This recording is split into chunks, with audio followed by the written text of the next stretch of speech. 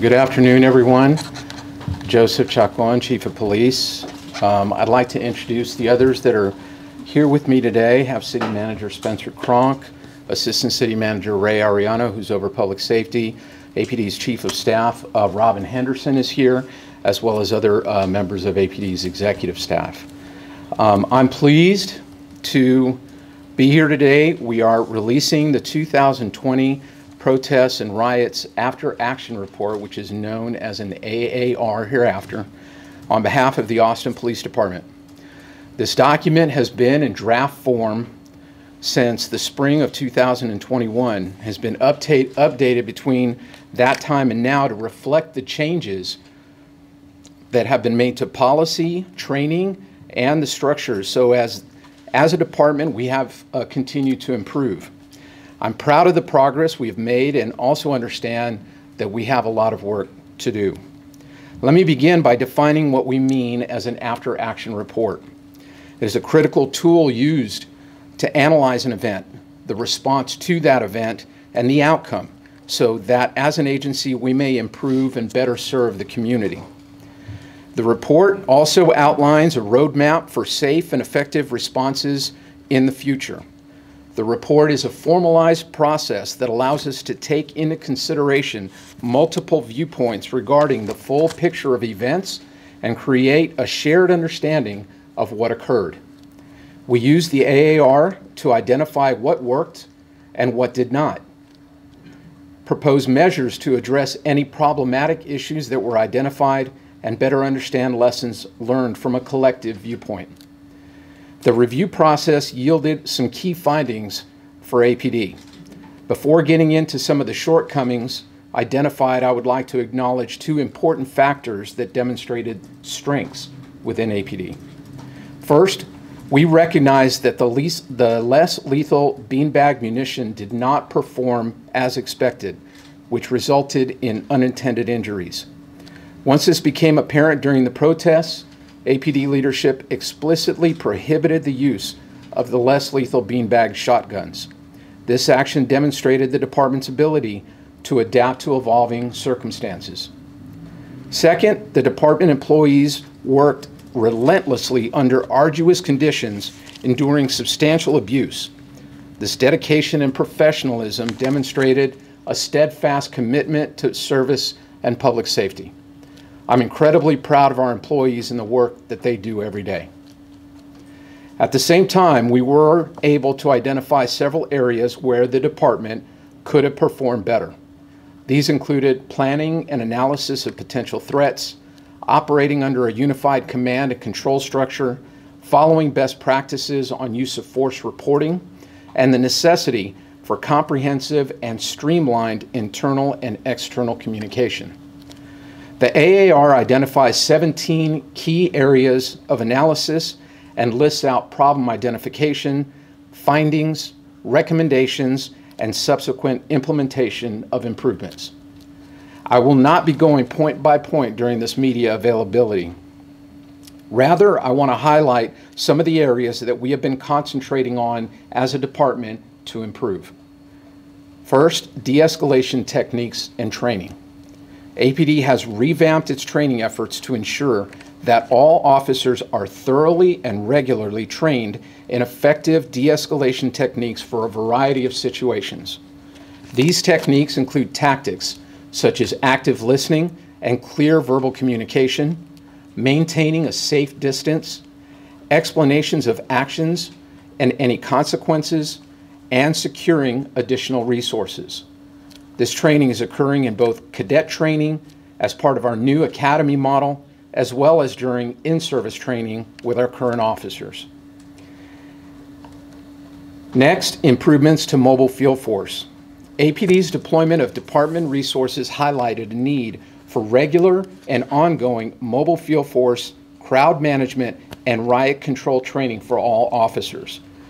The clarified process and training was highlighted when in early May of this year, large-scale protests occurred in Austin related to the Supreme Court decision affecting Roe v. Wade. APD was poised and prepared to effectively support the citizens of Austin in their efforts to participate in safe demonstrations free of property destruction and violence. Finally, training for an integrated response within various APD units. In the early days of the 2020 protests, all APD personnel were on tactical alert and required a great deal of collaboration with the department's special response team and with one another.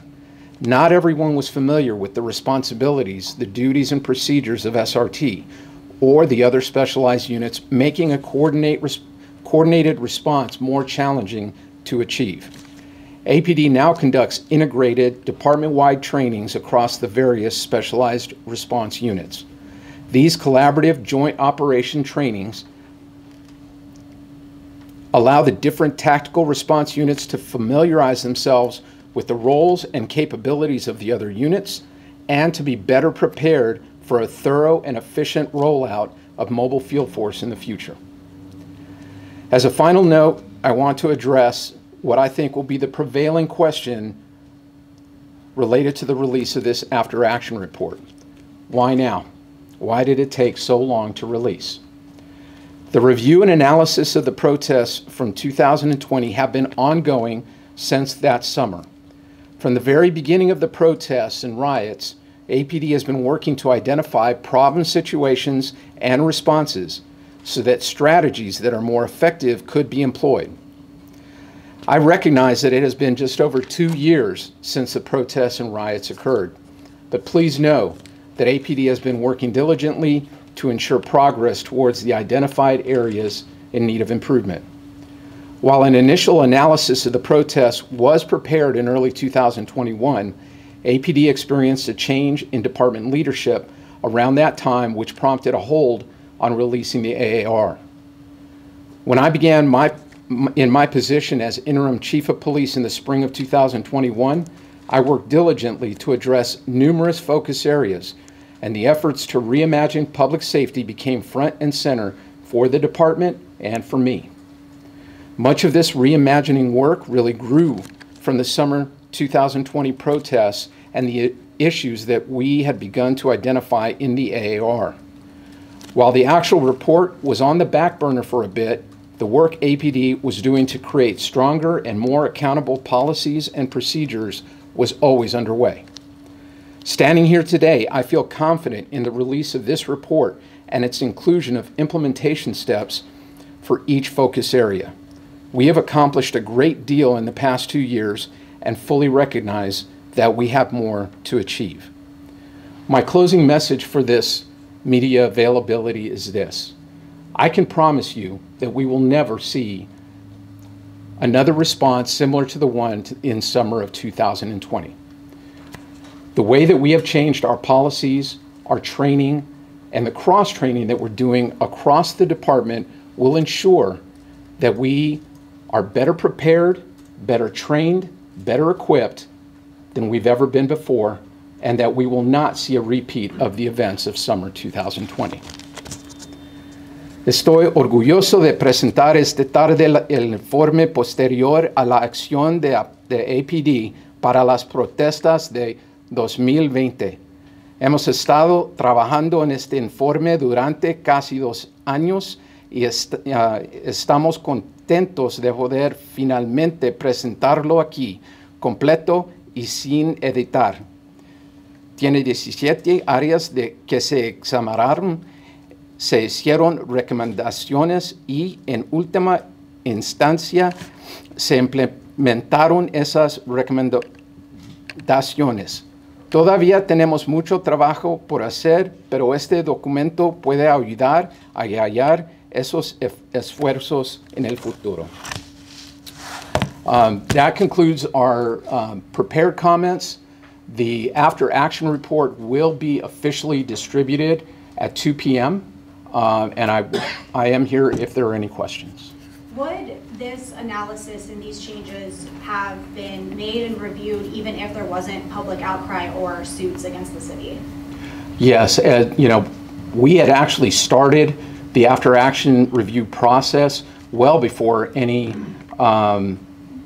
lawsuits had been filed, and of course, you know, there were ongoing complaints that were filed with the Office of Police Oversight, but that was somewhat independent of the actual after-action report. Is there a specific policy when it comes to protests? Or as a department, are you guys going to review the actions after every big one, like the one that we saw in May as well?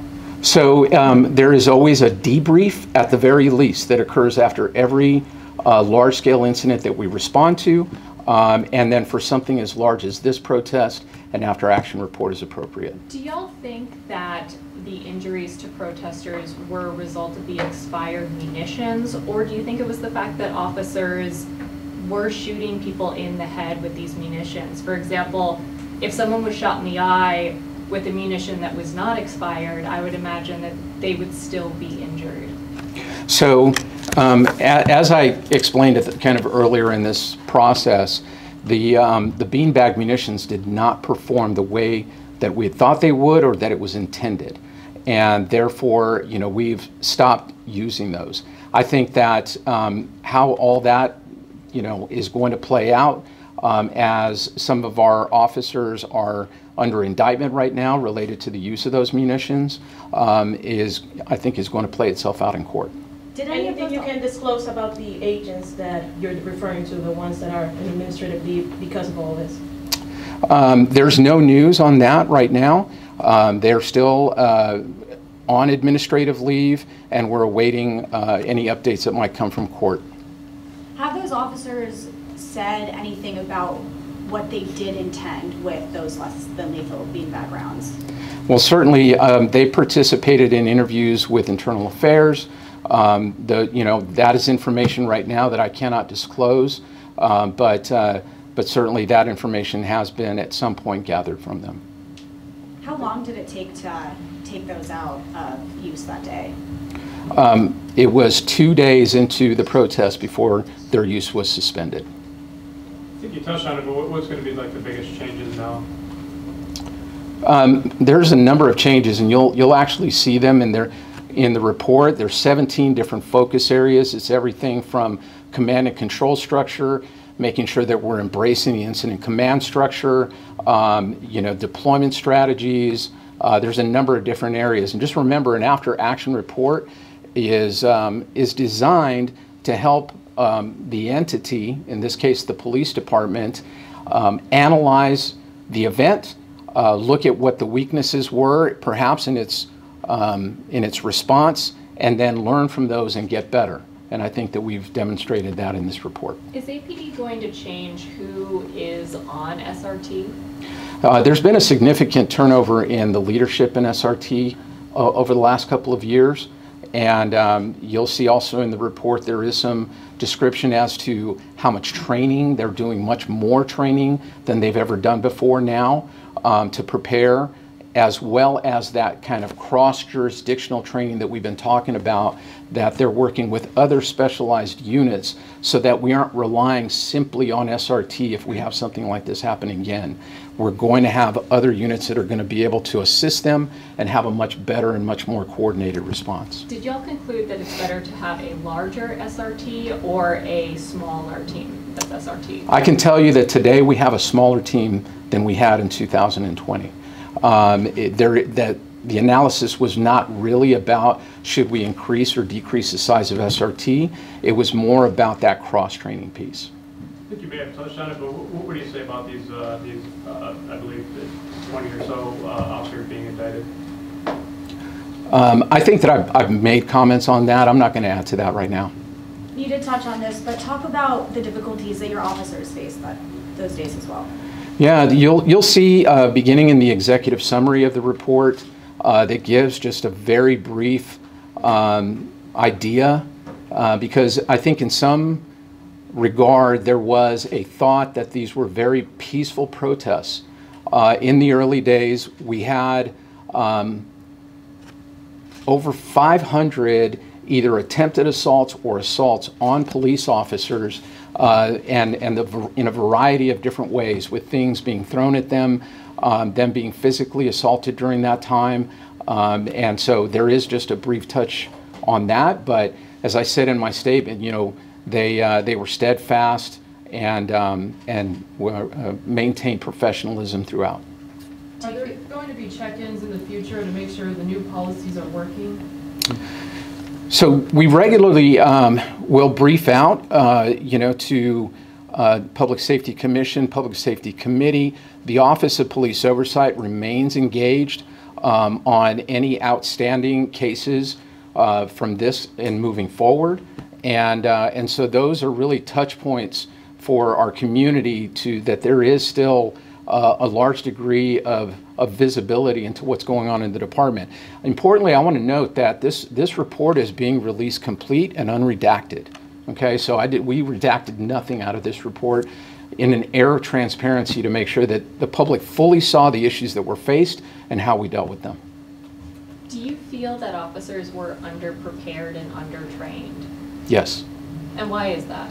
I think that we had never faced anything of this scale. We were prepared for something that would have been much lower in scope. We're the state capital. We deal particularly in the summer and then during legislative sessions with protests every weekend. We were underprepared for this event, without a doubt.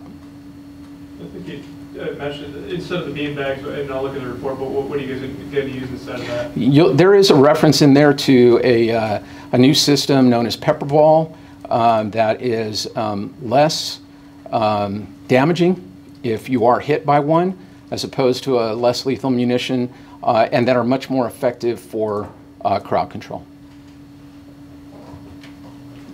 All right, thank you all very much. Thanks for being here today. Thank you.